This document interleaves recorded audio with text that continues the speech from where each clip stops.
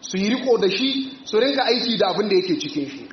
Yana daga cikin abin da yake akan kowanne daga cikinmu musulmai mu yi ƙoƙarin koyon wannan alƙur'ani, mu iya karanta shi, mu yi ƙoƙarin aiki da shi, mu yi ƙoƙarin sanin abin da yake cikin shi na ma'ana. Annabi sallallahu alaihi wasallam ya gaya hadisin da Bukhari ya rawaito, yace khairukum man ta'allama alqur'ana wa 'allamahu. Mafi alkhairi daga cikinku, zababben mutum daga cikinku shine wanda ya koyi karatun Qur'ani. Bayan ya koyi karatun Qur'ani har ya dawo yana koya ma waɗansu abin da ya koya. Wannan hadisin yana nuna cewa mafi daraja a cikin wannan al'umma shine wanda ya koyi Qur'ani, ya san alqur'ani sannan kuma yana koya ma mutane wannan alqur'ani.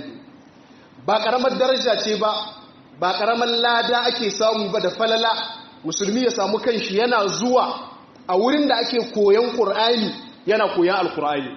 Wata rana Annabi sallallahu alaihi wasallama ya hito cikin sahabbai yake ce musu, daga cikinku wa yake so ya je kasuwa da sahe ya ci ribar taguwa guda ko raƙumi ɗaya ko raƙumi biyu? Sahabbai suka ce kowanne daga cikinmu yana so a ce ya je kasuwa ya ci ribar da ta kai ƙimar raƙumi ɗaya ko raƙumi biyu ko uku. Dukkanmu muna son wannan, wanda a zamanin Annabi idan aka ce raƙumi shine abun hawa na ƙarshe mai tsada. Kamar ka dubi mota mafi kyau a yau da tsada, a ce ka je ɗaya rana kasuwa ka ciyo riba wannan motar ka dawo. Akwai ɗan kasuwan da baya son wannan? Kowa yana son wannan daga cikin musulmai. Annabi sallallahu alaihi wasallam yake ce musu, to ɗayan ku ya je masallaci a koya mai aya ɗaya yayi a ce ya je kasuwa ya ci ribar raƙumi guda. Ya koyi aya biyu a masallaci a wajen malamai masu koyar da Qur'ani yayi a ce ya ci ribar raƙumi biyu. Ya koyi aya uku ya yi mai ya ci ribar raƙumi uku, wanda wannan kaga yana nuna maka cewa kada ka rena abinda za ka je ka koya na ƙur'ani. Ko da aya ɗaya kake koyo a ini ko aya biyu ko aya uku, wannan ba ƙaramar falala ce ba ƙaramar daraja ce ba, wanda wannan hadisi ne ingantacce yana cikin sahihu Muslim.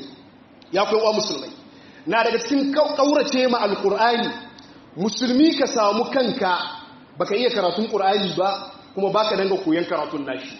Abun kumya ne gare ka, abun kumya ne, aibi ne ga musulmi a same ka idan an buɗe ƙur'ani aka ce ka tada baki baka iya tayarwa.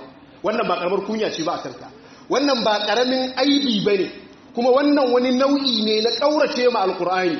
Duk wanda ya kaurace ma qur'ani ko Annabi sallallahu alaihi wasallam ya kai karar shi wajen Allah.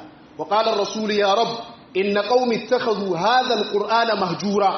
Wanda Allah yace ya Allah, mutane na sun riki wannan qur'ani sun maida shi abun kauracewa.